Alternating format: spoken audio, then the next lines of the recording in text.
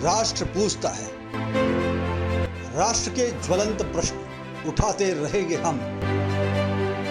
राष्ट्र के स्वाभिमान में राष्ट्र से बढ़कर कुछ भी नहीं। राष्ट्र प्रथम, राष्ट्र के हित में, राष्ट्र हित सर्वोपरि, राष्ट्र देवो भव। राष्ट्र पूछता है।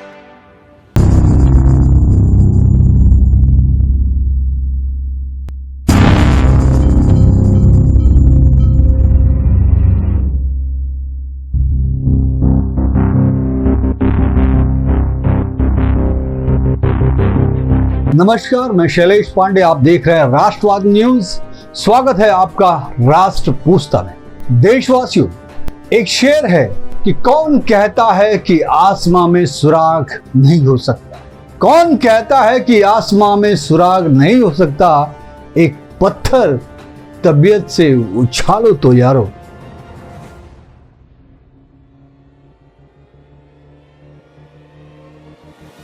ये शेर फिट बैठता है आज के नेपाल में हुई घटना पर, जो नेपाल के युवाओं का आक्रोश नेपाल के रास्तों पर दिखा कि कुछ युवाओं का आंदोलन आज एक देश की सत्ता को उखाड़ कर फेंक देता है। 5 सितंबर 2025 नेपाल के सोशल मीडिया की जो प्लेटफॉर्म होते हैं, यूट्यूब, इंस्टाग्राम, फेसबुक, ट्विटर, इस पर नेपाल की सरकार रोक लगाती है, बंद करती है और फिर आग भड़क जाती है पूरे नेपाल के अंदर।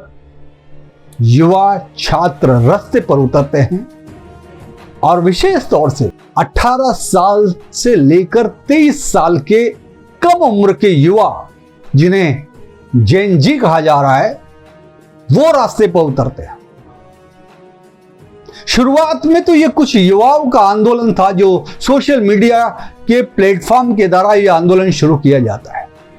लेकिन ये आंदोलन भड़कता है 5 सितंबर को, जब सारे सोशल मीडिया प्लेटफॉर्म पर बंदी ला दी थी।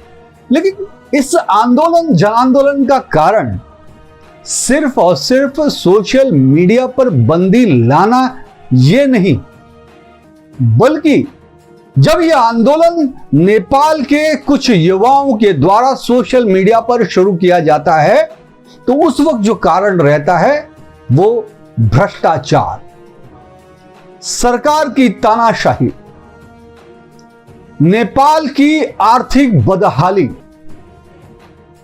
नेपाल में हो रहे युवाओं और छात्रों के साथ भेदभाव, नेपाल के राजनीतिज्ञों, नेपाल सरकार की देशवासियों के प्रति अविश्वसनीयता, भ्रष्टाचार यह मुख्य मुद्दा होता है, बेरोजगारी यह मुख्य मुद्दा होता है।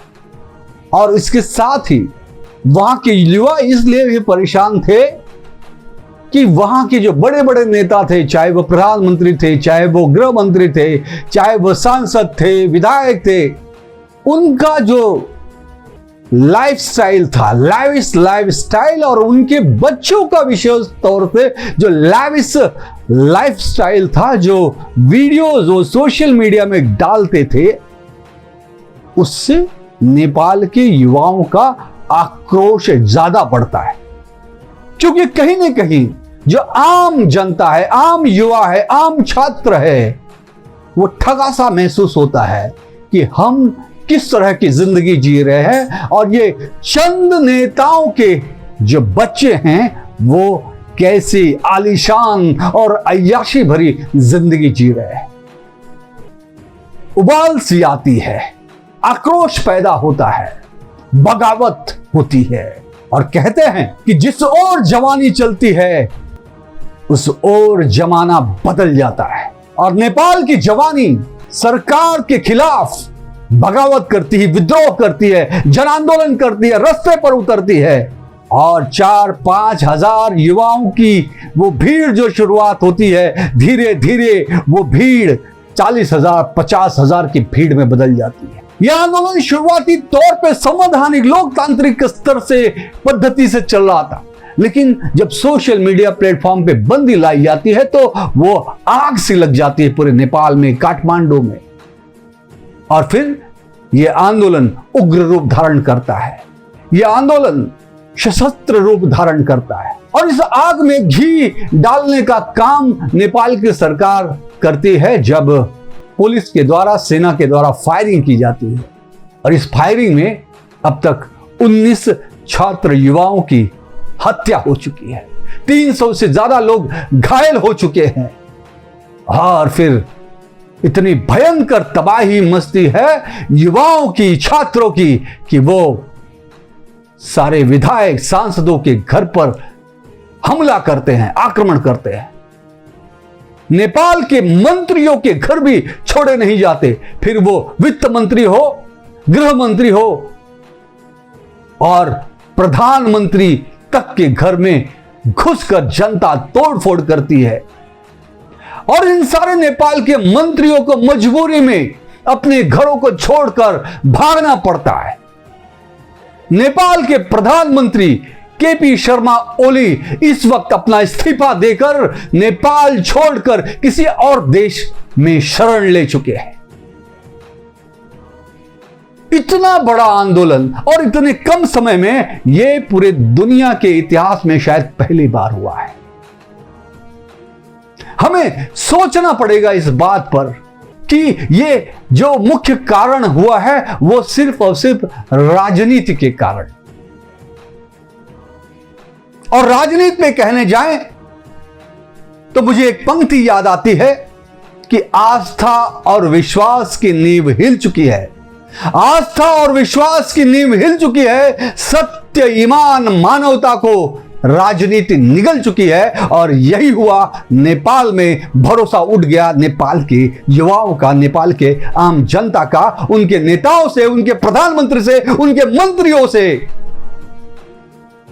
कि नेपाल के युवा, छात्र प्रधानमंत्री के घरों को आग लगा देते हैं, मंत्रियों को घरों को आग लगा देते हैं, सुप्रीम कोर्ट में आग लगा देते हैं। कोई भी ऐसी सरकारी जगह बस्ती नहीं, चाहे वो मॉल हो, चाहे सरकारी ऑफिस हो, हर जगह आग ही आग, आग ही आग, और पूरा नेपाल आग में धधकने लगता है।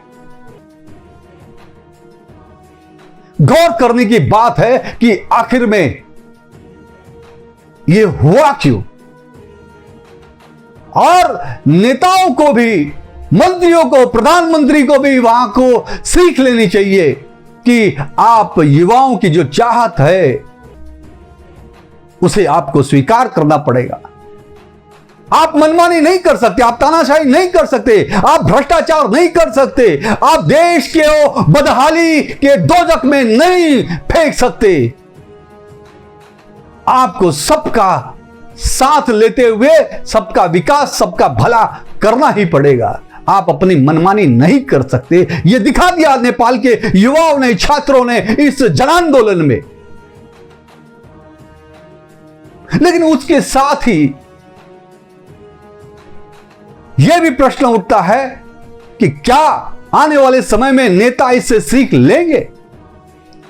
मैं तो यह कहूंगा कि पूरे विश्व के सभी पार्टी के नेताओं ने इस आंदोलन से सीख लेनी चाहिए कि आज की युवा पीढ़ी भ्रष्टाचार के खिलाफ है, आज की युवा पीढ़ी परिवारवाद के खिलाफ है, आज की युवा पीढ़ी देश को बदहाली में झोंकने वाले नेताओं और सरकारों के खिलाफ है। जबरदस्ती कोई भी कानून युवाओं पर, छात्रों पर, देश की आम जनता पर थोपा नहीं जा सकता।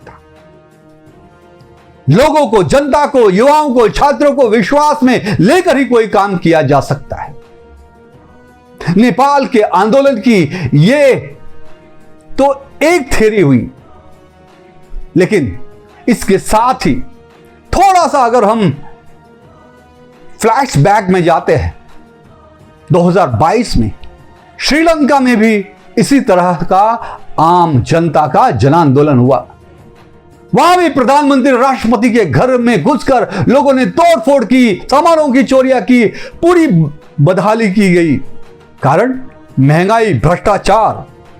उसके बाद बांग्लादेश में भी यही हुआ और उसके पहले पाकिस्तान में भी इमरान खान का तख्ता पलट करके उनको जेल के सलाखों में ठूस दिया गया था।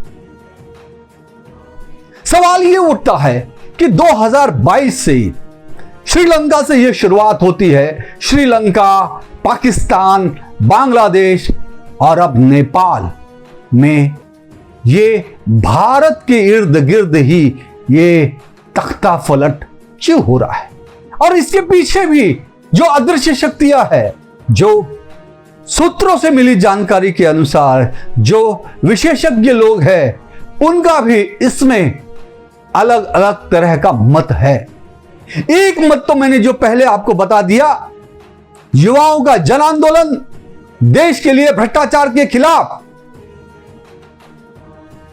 दूसरा विश्लेषण, एनालाइज यह भी कहता है कि आखिर में 2022 से लगातार एक के बाद एक भारत के पड़ोसी देशों में सत्ता का परिवर्तन इस प्रकार से, जिस प्रकार से हो रहा है, वो जो पैटर्न है, वो पैटर्न कहीं ना कहीं एक ही पैटर्न से हो रहा है।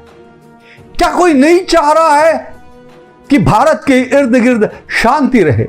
क्या कोई नहीं चाह रहा है कि पूरे एशिया में उथल पुथल करके अपने हिसाब से डीप स्टेट्स बनाया जाए, अपनी सरकारें बनाई जाएं, अपने लोगों को वहां पर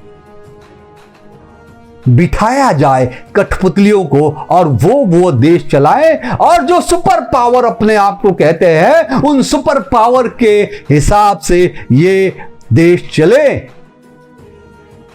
और सच्चाई तो ये भी है कि इसी प्रकार की षड्यंत्र हिंदुस्तान में भी किया गया था, लेकिन हिंदुस्तान के मिट्टी में वो ताकत है, वो देशभक्ति है कि वो षड्यंत्र यहां सफल नहीं हो पाया। सोरोस का नाम तो आप जानते ही हैं। सोरोस का षड्यंत्र अलग चल रहा है, सुपर पावर का षड्यंत्र अलग चल रहा है, और कौन कौन शामिल है इसमें, इसके पीछे, इसके आगे, इसके अंदर, इसके साथ, ये देश की जनता अच्छी तरह से जानती। लेकिन मुझे पूरा भरोसा है, क्योंकि हिंदुस्तान का जो प्रधानमंत्री है, वो प्रधानमंत्री नहीं, प्रधान सेवक है। वो सबका साथ, सबका विकास कर रहा है। वो सबको साथ में लेकर जनता की जन भावनाओं का सम्मान करके, गरीब से गरीब से लेकर हर वर्ग के लोगों का दिल जीतकर, हर वर्ग के लिए तरह तरह की योजनाएं देकर, जहां जरूरत पड़ी कि जो चीजें जनता को सही नहीं लगी, अपने फैसलों को भी वापस लेने का उसमें दम है। और जनहित के फैसले, देश हित के फैसले हिंदुस्तान में देश के यशस्वी प्रधानमंत्री नरेंद्र मोदी जी ने लिया। इसलिए हिंदुस्तान में इस तरह की चीजें तो होना नामुमकिन है, लेकिन फिर भी विश्व के सभी नेताओं को यह चेत जाना चाहिए, ये जो आंदोलन हुए हैं, या जो आप इसको जो भी डीप स्टेट की थ्योरी कहे, इसे सतर्क तो सभी को होना ही पड़ेगा, हर देश को, हर नेता को, और देश की जनता को भी। आज के मुद्दे में इतना ही, फिर मिलेंगे एक नए मुद्दे के साथ। धन्यवाद। जय हिंद, वंदे मातरम।